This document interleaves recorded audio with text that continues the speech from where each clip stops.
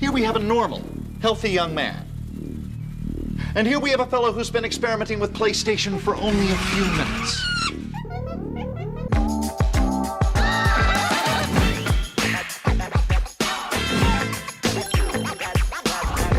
Ladies and gentlemen, boys and girls, welcome to my childhood. Today we are about to make some big changes on chicken reviews. Now, I'm not gonna say what those changes are because then I'll have to be consistent with it, but the one thing that I can say is that I am not just reviewing the PlayStation. In the weeks to come, I will be reviewing 25 of the most popular, most infamous, and weirdest games on the PlayStation. I didn't want to just review 25 of the most popular games on the PlayStation because that wouldn't be fun. I think that these 25 games sum up the PlayStation as a whole. Some good, some bad, and some weird as shit. Though I do want to give you guys fair warning, I will not be reviewing Metal Gear Solid or Silent Hill.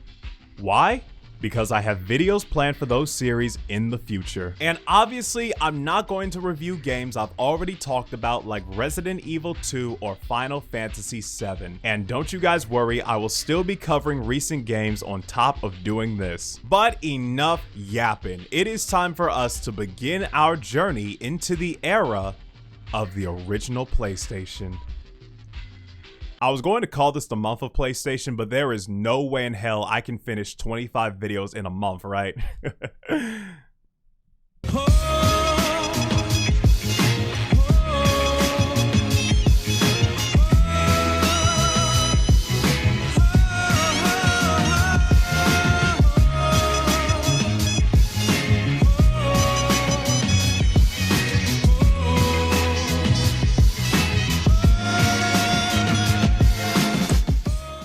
So the PlayStation came out in 1995 and this console changed my life forever.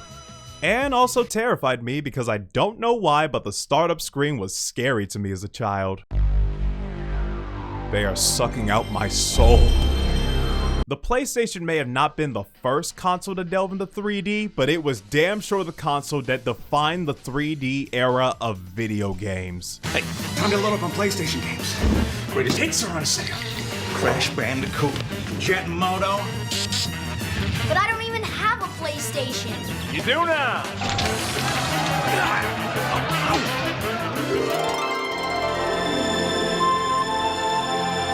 There was just something about the graphics of the PS1 that feels unique, but also eerie at the same time. I've played many recent horror games, but none of them hold a candle to the chills I got when I saw a licker for the first time.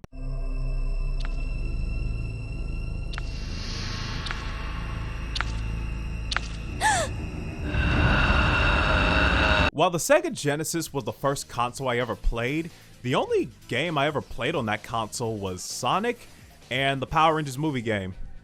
The majority of games I played when I first got into gaming came from the PlayStation. The PlayStation was like a third parent to me that would reward me for doing good, punish me for doing bad, and laugh at me when I cried.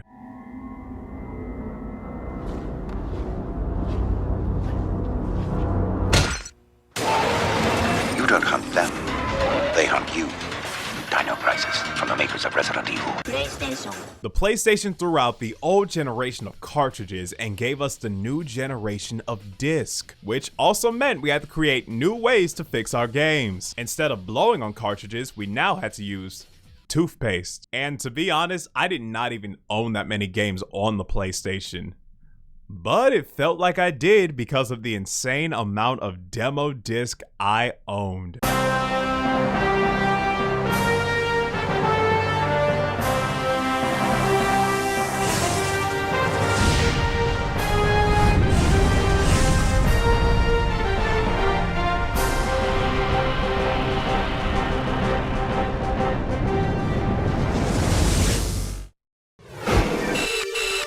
I genuinely believe that I have such a wide variety of taste when it comes to games because of demo disc. The one disc I remember the most is Volume 8 because that was the disc that got me introduced to games like Spyro the Dragon, Medieval, Gran Turismo, Metal Gear Solid, and many other great games. Demo disc on the PS1 had such a vibe that I can't even describe. It felt like I was being transported to this futuristic 90s, and to this day, I still remember the music.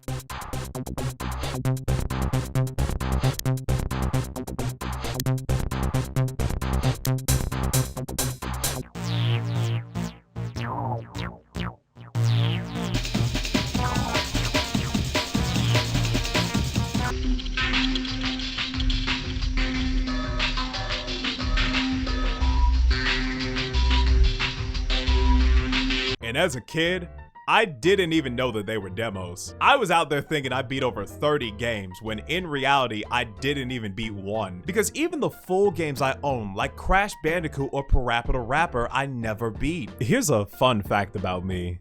The first game I ever beat was on the PlayStation 2. It was Dragon Ball Z Budokai. So it wasn't until I already owned a PS2 where I finally started beating PS1 games. Also, can I just talk about the design of the PlayStation real quick? It is such a simplistic design, yet it is one of my favorite console designs. I'm not really a fan of the gray color, but when I saw the limited edition black PlayStation, I would have sold my kidney and my brother for that shit. It's not my #1 favorite console design, but it's at least in my top 3. But with that being said,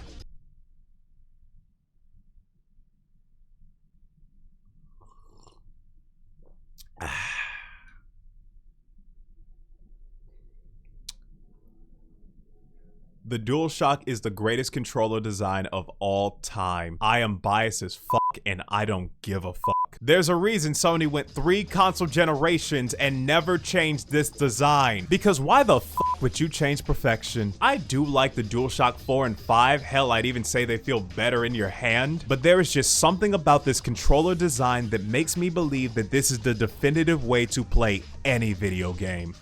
Unless you owned Donkey Kong bongos. Also, here's another fun fact. I never owned a memory card for this system.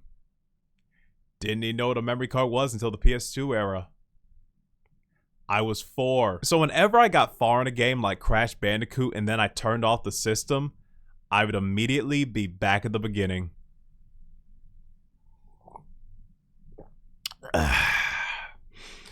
I'm starting to really understand why I was never able to finish a PS1 game. But with all that said, the PlayStation gave us amazing graphics for its time, a great design, and such an amazing variety of games. I could have grown up with any console, but I am so glad that I grew up with the original PlayStation. How do you know PlayStation is not a normal game system? It carries these telltale signs. Scientists say its effects are mind-boggling. Users lose all sense of reality and enter another world. So with all that said, my final verdict for the PlayStation is the golden seal of approval.